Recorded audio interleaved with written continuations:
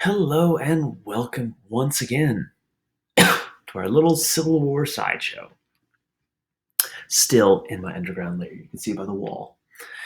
Anyway, so last time we've been talking a lot about the actual war itself, like battles, and especially in the last video, I was talking about just how horrific the war actually was. And how it just shocked people on both sides of the conflict. It made it really hard especially after the Battle of Shiloh. It made it really hard for both sides to recruit soldiers. They couldn't get people to volunteer, and why would they? After they heard about how horrible these war battle conditions were, why on earth would they volunteer to do it, especially if they weren't that committed to either cause? So it led to a lot of problems just in the way people lived on a daily basis in the North and the South. You had lots of things, like you had spies on both sides. You had shortages, like especially in the South, because remember, with our good friend, the Anaconda Plan, the South depended on the outside world for most of its goods. Most of the major farming businesses in the South produced cash crops that could not be eaten, like cotton and tobacco. No matter how much money cotton's worth, you can't eat it. Because of the Union, they couldn't sell it to buy the food that they needed. So just all kinds of problems going on for the South. And then life at home just got incredibly difficult. You had both sides had to issue a draft. So, and basically, a draft is where the government basically says you're fighting.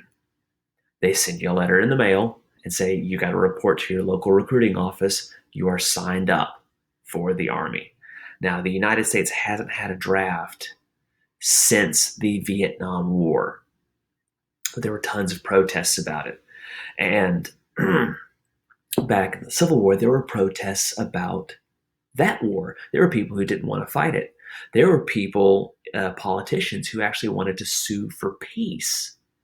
They wanted peace with the Confederacy at all costs. And because of all these protests, because of these people who could be spies, they could be labeled as traitors, President Lincoln suspended habeas corpus. You can see it right here. Basically, that's what guarantees you a free trial. It's what guarantees you rights as a prisoner. And he suspended that. And so thousands of people in the North were put in jail. Now, this also happened in the South. President Jefferson Davis also instituted a suspension of habeas corpus. You can see it right here in this text. But the last major thing we're going to discuss today is just how punishing this war was to the Southern economy. Now, I say the Southern economy because the North, they had all of the industry. Northern industry profited from the war. They had so many factories making so many blankets, canteens, bullets, rifles, muskets, cannons. They switched to wartime production. That their businesses were actually doing all right. And then you had these three things that helped the Northern economy try to stay afloat. And sadly, the Southern economy could not match it. They didn't have the factories. They didn't have as many farms.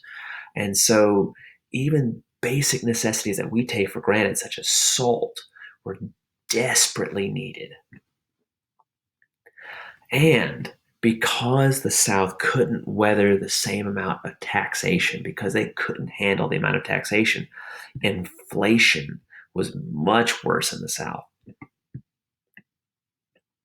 People were taking bundles and bundles of cash just to pay for basic things like bread. So therefore there were bread riots and things, which I'm talking more